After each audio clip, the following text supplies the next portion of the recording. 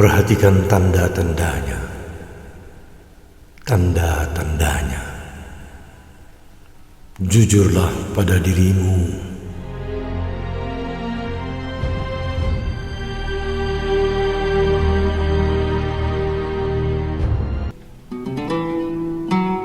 Lalu sang kakek memalingkan wajahnya kembali memandangi danau yang tenang itu. Namun lagi-lagi dia hanya tersenyum. Hening terjadi lagi beberapa saat. Lalu pemuda itu bergerak untuk siap-siap berdiri sambil berkata, "Bagaimana kita bisa dapat mempercayai Tuhan itu ada, sedangkan tidak seorang manusia pun yang dapat atau pernah melihatnya?" Orang tua itu tidak memandang kepada sang pemuda, namun dia tersenyum sambil memandangi danau yang biru itu. Dia tidak menoleh dan tidak berkata apa-apa.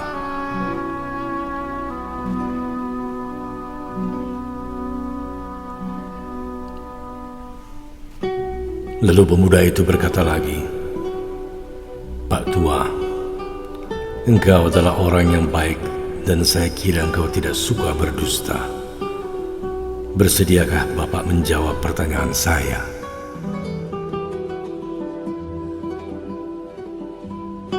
Sang kakek tua itu memandang kepada sang pemuda. Lalu pemuda itu berkata, "Apakah Bapak pernah melihat apa yang Bapak maksud dengan Tuhan itu?" Orang tua itu masih tersenyum, namun tetap tidak berkata apa-apa.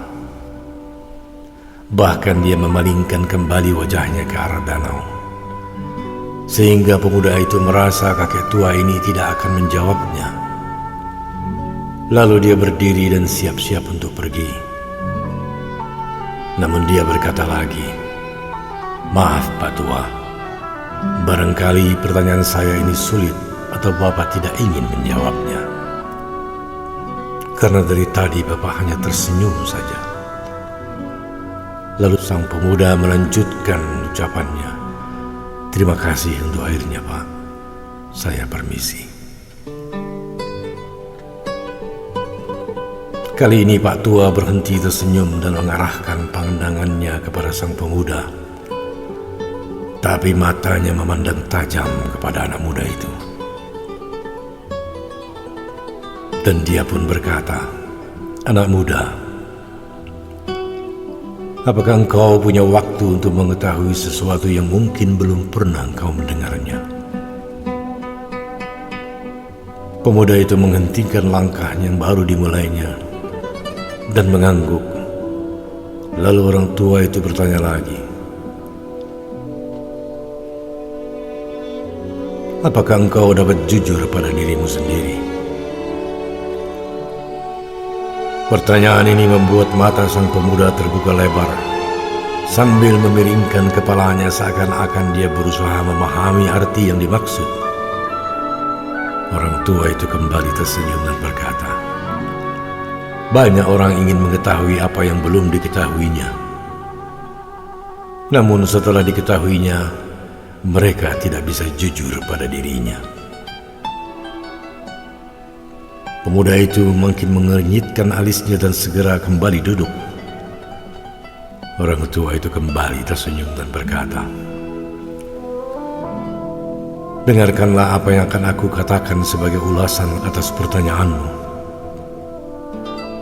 Tapi bukalah hati, jiwa, dan pikiranmu dalam mendengarkannya. Engkau siap?" Pemuda itu pun mengangguk. Kalau yang tadinya mereka duduk berdampingan masing-masing di ujung bangku panjang itu, kali ini pemuda itu merubah posisi duduknya dan menghadapkan tubuhnya ke arah orang tua itu. "Sahabatku," ucap orang tua itu, "bukankah tidak semua yang ada di dunia ini dapat kita lihat dengan mata kita yang lemah ini?" Orang tua itu memalingkan wajahnya menatap sang pemuda. Namun sang pemuda bertanya, Apa maksud Bapak? Orang tua itu berkata lagi, apakah engkau dapat melihat angin? Setelah mendengar itu, pemuda itu mengalihkan pandangannya ke bawah dan tunduk tidak menjawab. Seolah-olah sedang memikirkan apa maksud pertanyaan Pak Tua ini dan kemana arah perkataannya itu. Hening terjadi lagi karena keduanya terdiam dalam alam pikirannya masing-masing. Lalu sang kakek berkata, izinkanlah saya bertanya kepadamu, wahai anak muda. Apakah angin itu ada? Pemuda itu menoleh ke arah sang kakek dan segera menjawab, ada Pak, masa tidak ada? Sang kakek berkata, dari mana engkau tahu dia ada? Kan kita tidak bisa melihatnya. Pemuda itu kemudian memikirkan pertanyaan itu dan berkata lagi, kita bisa mengetahui angin itu ada dengan cara melihat tanda-tandanya, yaitu seperti melihat daun-daun yang bergerak atau ranting-ranting pohon yang bergoyang-goyang. Itu adalah salah satu tanda adanya angin, Pak. Orang tua itu kembali tersenyum dan berkata, jadi kita tidak bisa melihat angin yang tidak tampak itu.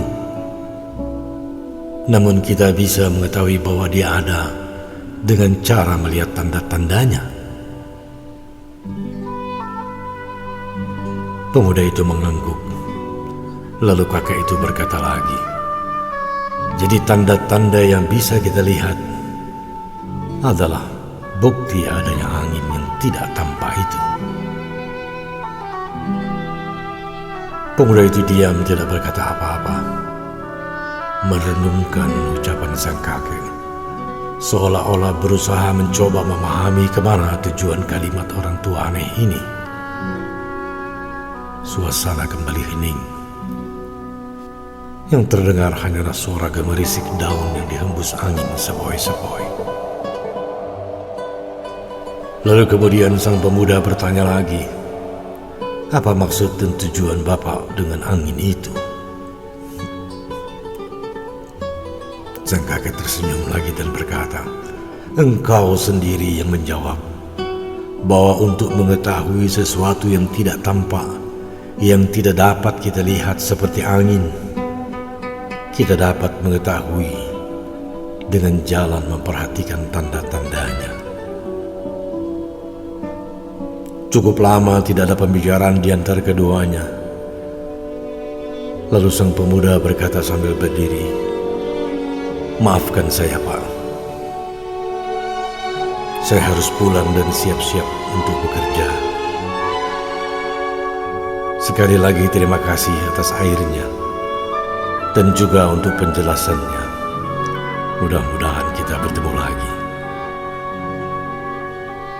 Sang kakek memandang kepada pemuda itu dengan senyuman yang lembut dan menganggukkan kepalanya. Mereka pun berpisah.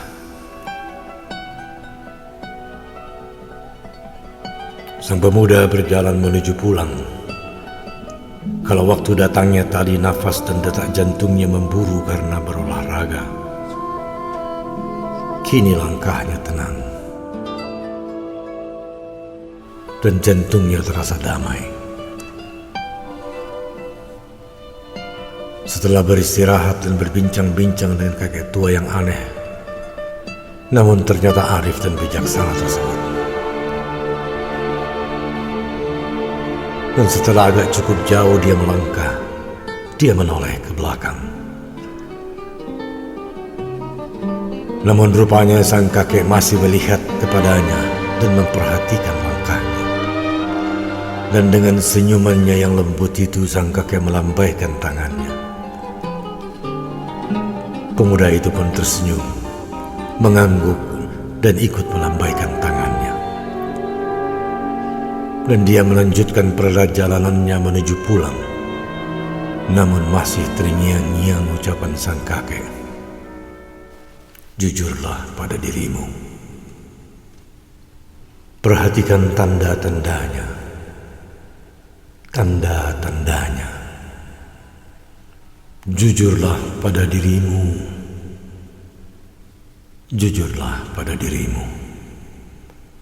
Perhatikan tanda-tandanya, perhatikan tanda-tandanya.